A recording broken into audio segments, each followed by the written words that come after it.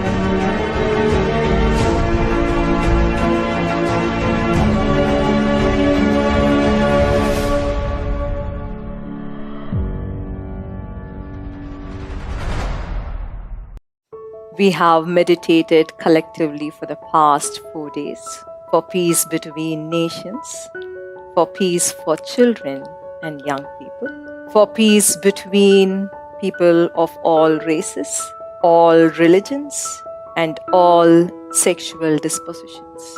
We meditated for peace for Mother Earth.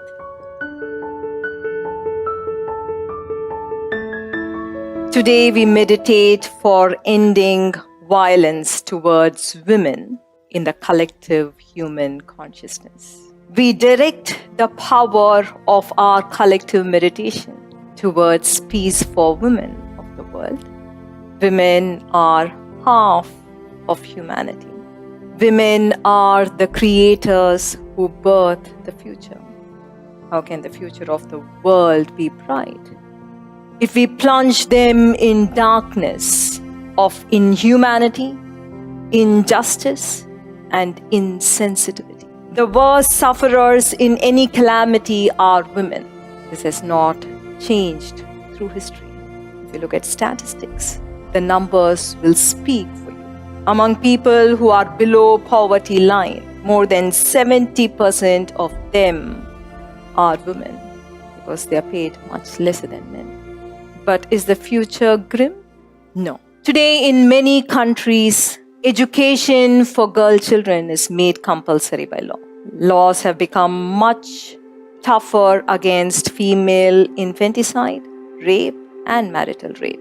Slowly, country after country is joining the march and making laws that dictate equal pay for men and women. In a very joyful turn of events, women are even becoming leaders in nations where there was no precedent. Professions that were considered exclusive domain of men are now opening up to women. We need these positive trends to continue. We need it to grow stronger. But are these legislations and new trends in the society alone sufficient? Is it enough? Are they enough to bring peace to women? We actually need a revolution to happen. A tidal awakening to sweep across women about the true power of the feminine. We need an awakening to happen in women about their fellow women. We need an awakening to happen in men about women. Peace for women cannot happen as a result of fight against men or comparison with men. Peace only happens when women will walk out of the shadows of ignorance and will rise to their true power. We have Preethaji with us, the captain of the Indian cricket team. She is fulfilling her dharma by inspiring scores of women and young girls to rise above their limitations. As a successful leader, how do you think there can be equal dignity for both men and women in the world? I think recognition to an athlete should be irrespective of gender. Athlete is an athlete, whether it is a male or a female, shouldn't be that much of an importance to the person who's following sport.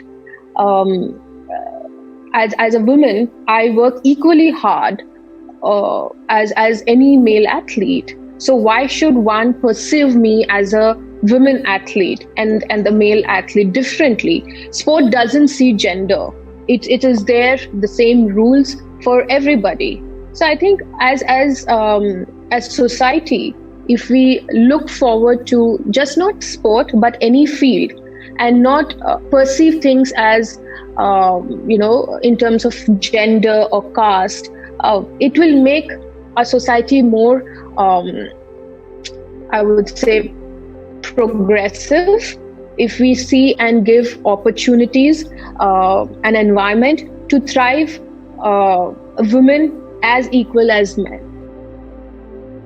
When a few million women will rise to their true power, we will be hitting a tipping point, after which there will be a collective shift in the women of the world itself.